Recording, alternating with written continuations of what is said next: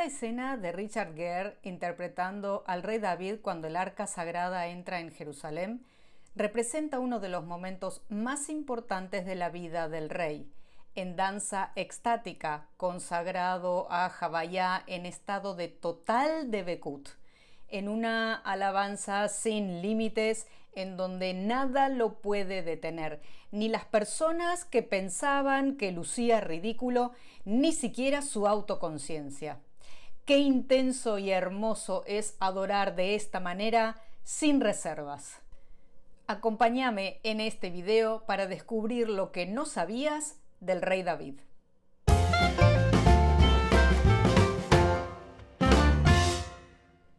Hola, soy Ruth Berkowitz, la profe de Cábala. Suscríbete a mi canal, unite con una pequeña colaboración mensual, déjame tu like, colabora con el corazoncito que está aquí abajo y ahora seguimos con la historia. El rey David o David Amelech es sin excepción una figura central en la Biblia, en el Tanaj, y uno de los ancestros más amados. De hecho, su nombre significa amado, y voy a tomar algunos puntos para no saturar el contenido y que te vayas en la mitad del video, ya que la historia de David obviamente merece libros completos. A David, hijo de Ishai o Jesé, lo conocemos por sus diversas habilidades, ya sea como guerrero, escritor de los salmos, pastor, músico, administrador y, claro, rey. Reinó durante 40 años entre el 1010 y el 970 antes de la era común, en los años que son considerados la Edad de Oro de Israel.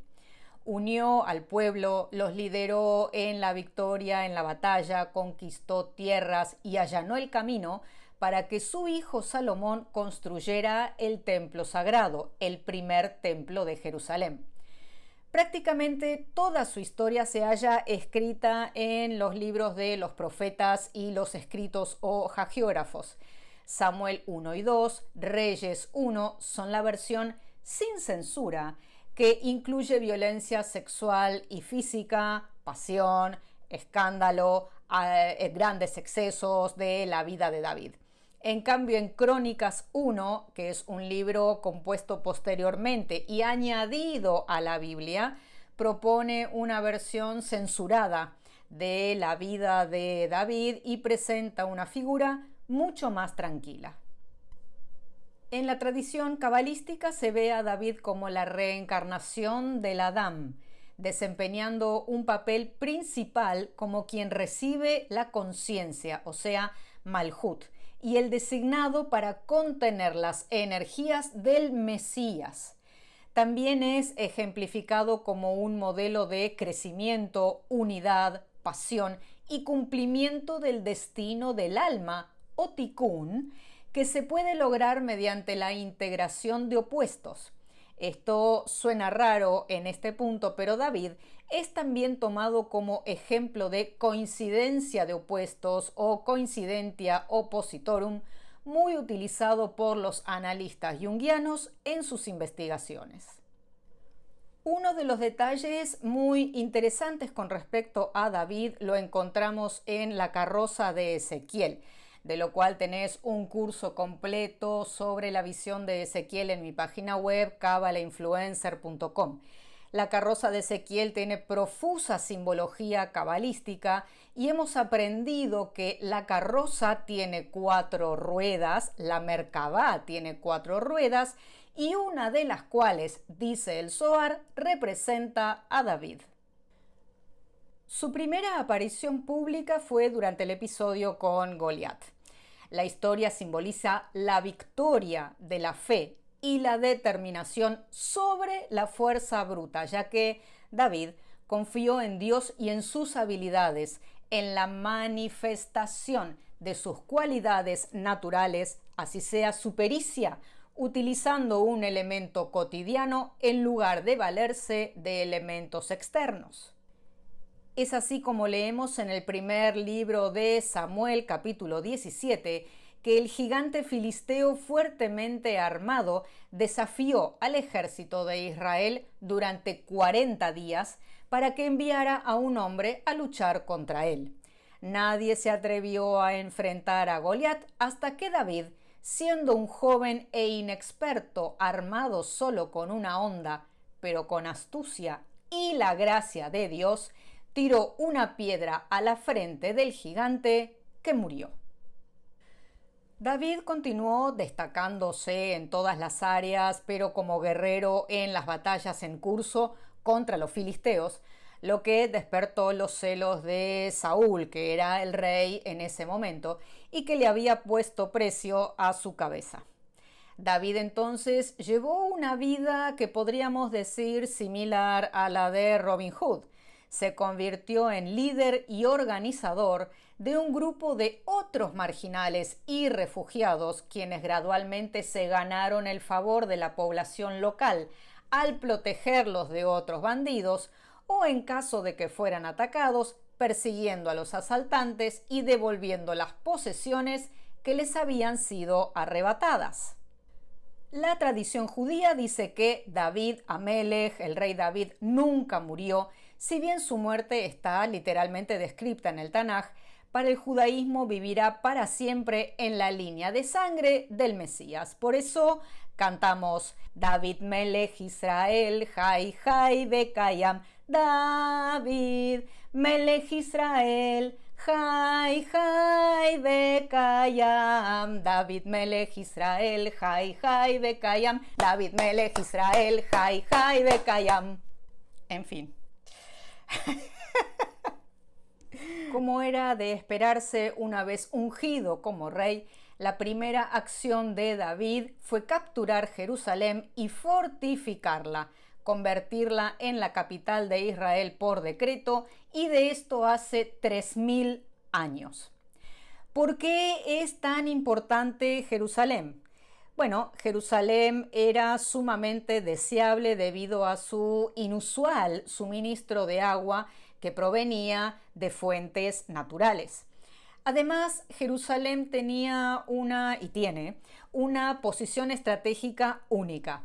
Los profundos valles que rodeaban la ciudad la convertían en una fortaleza natural. Además, Jerusalén estaba en una encrucijada entre el norte y el sur, el este y el oeste.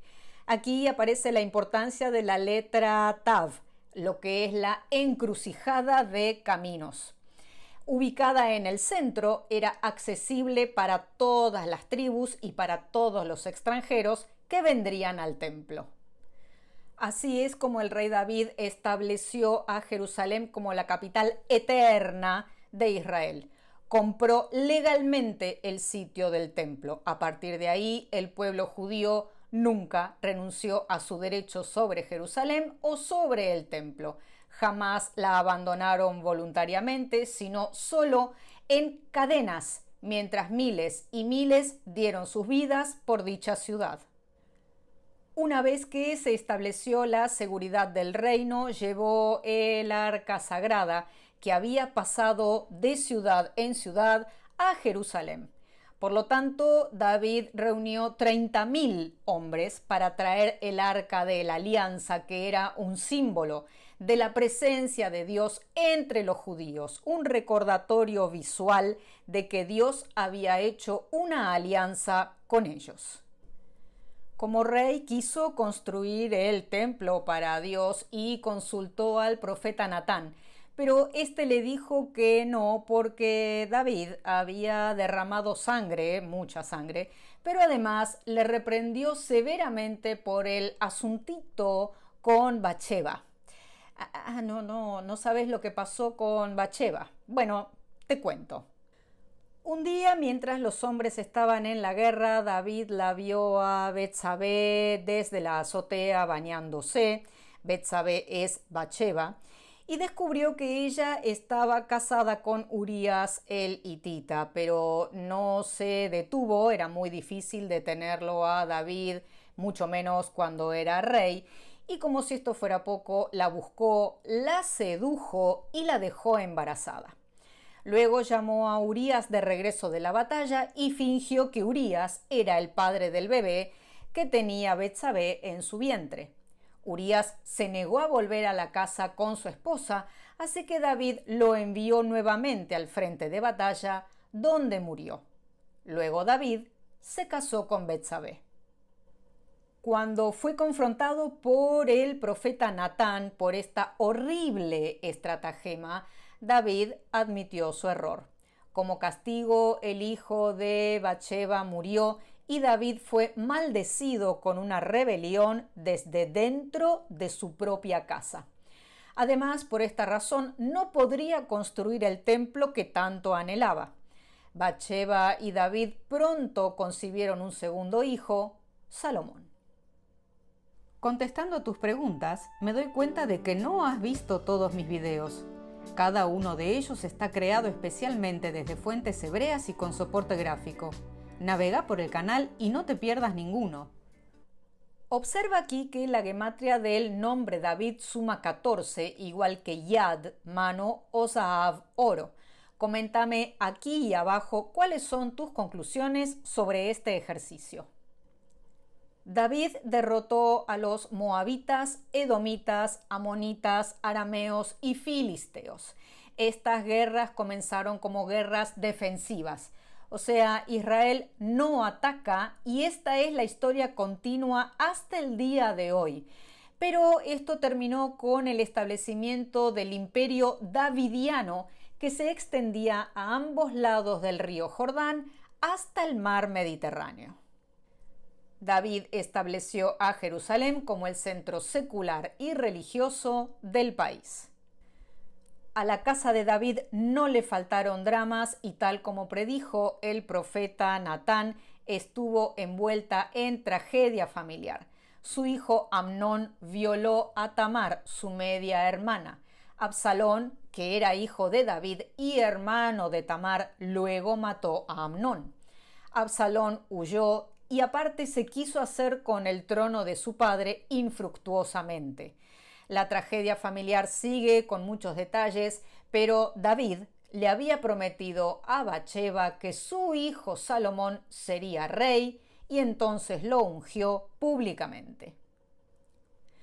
Aquí arriba te dejo un video relacionado con los Salmos, que es el libro más mágico, o sea que contiene cábala práctica y todo tipo de fórmulas, y David es el autor de la mayoría de ellos. El rey David está considerado el nivel de bitul o autonulificación, que es el estado espiritual asociado con la experiencia interna de la Jochma, mediante la cual la conciencia de uno se abre a un flujo continuo de sabiduría divina y nuevos conocimientos al anular su sentido de ser autónomo y autosostenido.